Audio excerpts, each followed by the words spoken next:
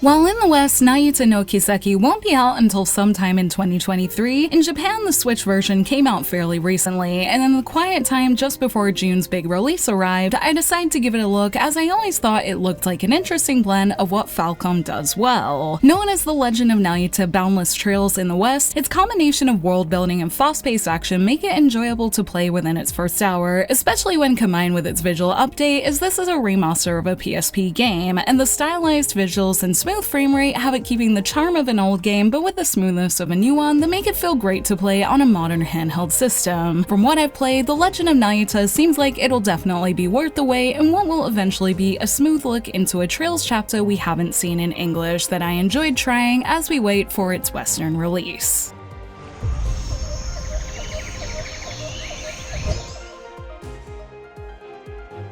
I originally came across The Legend of Nayuta when looking into the Trails series while I was getting into it with Cold Steel 3, and it always stood out to me as it looked so different to other entries. Its battles have you running around using side-scrolling action that is very different to the turn-based systems in the current regular Trails games, and it also doesn't connect to any other games in the series with sequels and whatnot, making it a standalone game that anyone can enjoy that always make it feel interesting to someone like me who is still getting to know the series but feels a little overwhelmed by the time commitment of how big it all is, along with just waiting for them all to be available in English. As I said though, this Nayuta no Kiseki Astra version, as it's known in Japan, came out on Switch at a quiet time for me where I was thinking of how to study and also cover more games in Japanese, so I decided to give it a look as I haven't touched a Trails game in a while, and I'm pleased to say that the world felt Trails enough to remind me of why I've loved the series so far. Aside from little things like the measurement and money systems and a certain mascot character that all remind you you're in a Trails game, all the NPC dialogue and the way it enriched the world made me understand that this is definitely the narrative-rich world of Trails I've loved so far that has me excited to spend many hours with it. It's through these small conversations I learned things like how well-liked Nayuta's sister is in town and the reputations of these characters, and if it's anything like Cold Steel, these will help to make the characters more likable and the big moments more interesting, which isn't hard to do as Nayuta's curiosity about the world is already exciting enough to make me want to explore. Whether my full journey with it will be in English or Japanese, I'm not so sure yet, but I've liked the tone and interesting premise that feels like it will become even richer as I keep playing, and with all the high quality character illustrations to make things even better, it seems like a unique world that brings out all the best qualities of the Trails series.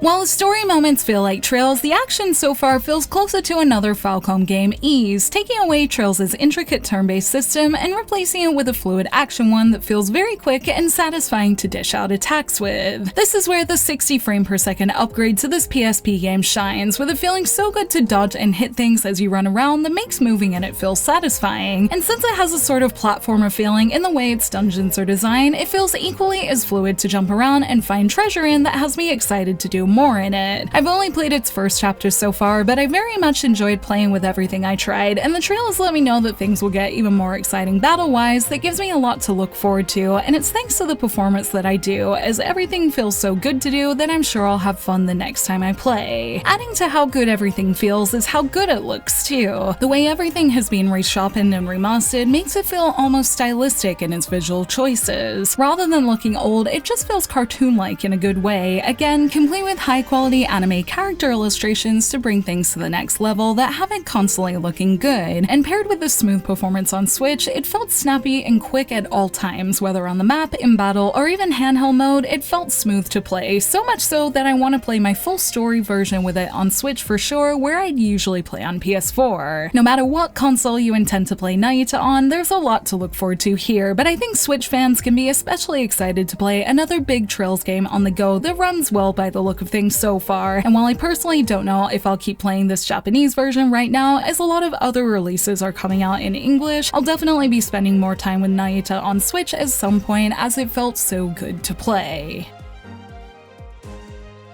While we won't see it until 2023, I think Legend of Nayuta will be well worth the wait. The story and world building that Trails fans love all seems to be in place with some good new characters to get to know, and the action-based battle system should satisfy those who are both fans of Ys and the Trails series, or even those who just enjoy playing with something that feels slick. Switch players will be able to enjoy this remastered Trails game on it without issue, and in fact with it feeling very good, which is great, which is also in turn good news for those with higher power consoles, as surely they'll have a good experience experience too. Whether I play more sooner or later, I'm looking forward to playing more Legend of Nayuta, as it seems like a great way to keep getting to know the Trails series, and I'm glad that the next time I do, I can look forward to that being on Switch. That means I can enjoy this next Trails experience anywhere. Thank you for watching this video. Let me know in the comments below if you're going to try The Legend of Nayuta, and if you have, what did you think of it? You can like and share this video if you enjoyed it, subscribe to my channel for more JRPG content like this, and ring that bell to get notifications on whenever I post so you don't miss a thing. You can check out more videos here, and you can find me on social media on Twitter, Facebook, and Instagram, all at JRPG Jungle. Links to those will be in the description below, and until next time, thank you, bye!